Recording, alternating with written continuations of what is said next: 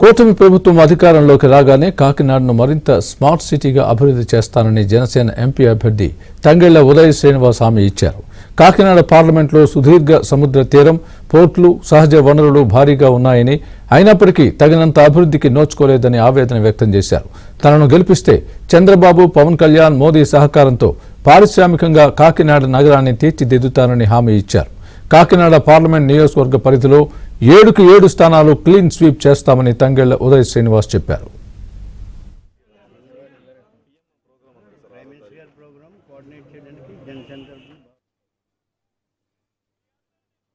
Kakinada parliament Janasena MP అభ్యర్థి తంగెళ్ల ఉదయ్ శ్రీనివాస్ ప్రచారంలో దూసుకుపోతున్నారు. మన దగ్గర తంగెళ్ల ఉదయ్ శ్రీనివాస్ గారిని అసలు మాట్లాడుదాం. సార్ చెప్పండి, మీ ఎన్నికల ప్రచారం ఎలా జరుగుతుంది? విజయంపై మీకున్న అంచనాలు ఎలా ఉన్నాయి? 100% విజయం అయితే ఎన్డీఏ కూటమిదేనండి. ప్రచారం అయితే మాత్రం అసలు ఎక్కడికక్కడ వందలాది సంఖ్యలో, వేలాది సంఖ్యలో నిన్నటికైన పర్తిపాడు మొత్తం 70 కిలోమీటర్లు కంటిన్యూస్గా వేలాది మంది ప్రచారంలో పాల్గొని, అన్ని మండలాల్లోని కూడా వేలాది మంది వచ్చి ప్రచారాల్లో పాల్గొని బ్రహ్మరథం పట్టి హారతలు తీసి పువ్వులు చల్లి ప్రచారాన్ని ముందుకు తీసుకెళ్తున్నారు.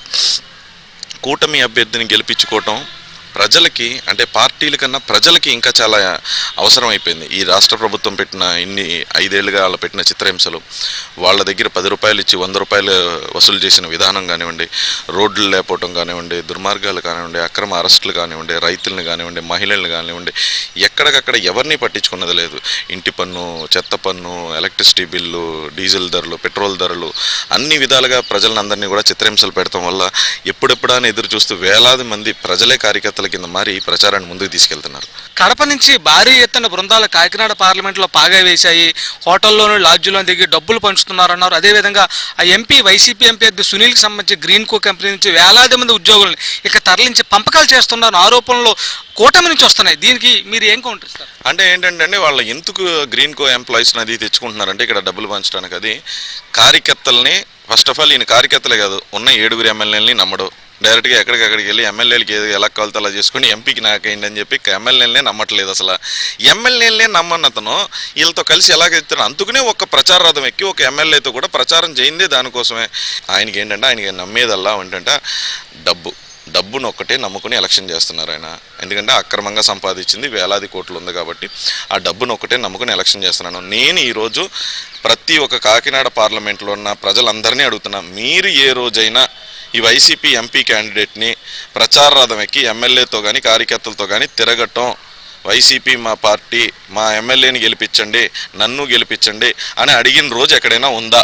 తర్వాత కాకినాడ పార్లమెంట్లో ఫలితం ఎలా ఉండబోతుంది? పవన్ కళ్యాణ్ అన్ని నియోజకవర్గాలు కూడా సుడిగాలి పర్యటన చేశారు, భారీ స్పందన వచ్చింది.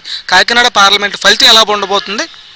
సార్, కాకినాడ పార్లమెంట్ అనేది 13వ తారీఖు ఎప్పుడు వస్తుంది, ఎప్పుడు ఓటేద్దాం, ఎప్పుడు ఈ ప్రభుత్వాన్ని దించేద్దాం.